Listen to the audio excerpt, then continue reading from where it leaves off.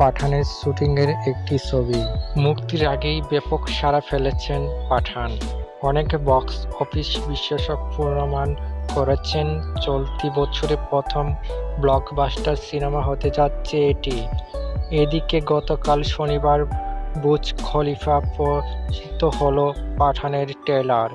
কালো পোশাক,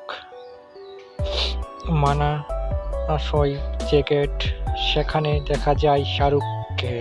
বুর্জ খলিফার সামনে এক মঞ্চে দাঁড়িয়ে শাহরুখ দুই হাত জড়িয়ে তার চিরপরিচিত ভঙ্গিতে পোস্ট দেন। এদিকে ছবিটি নিয়ে নানান আলোচনা মধ্যেই নেট দুনিয়ায় ছড়িয়ে পড়েছে পাঠানের শুটিংয়ের সময় তোলা শাহরুখের একটি ছবি। সিনেমার সঙ্গে যুক্ত একজন ছবিটি ইনস্টাগ্রামে শেয়ার করেছেন। আলোচিত ছবিটি দেখা যাচ্ছে শাহরুখকে শূন্যে তুলে রেখেছেন পাঠানের কলাকৌশলী, তাদের হাতে ভর করে অভিনেতা শুয়ে আছেন। শাহরুখ ভক্ত দারুণ পছন্দ করেছেন ছবিটি। এক ভক্ত মন্তব্য করেছেন, শাহরুখকে এভাবে সম্মান করার জন্য ধন্যবাদ।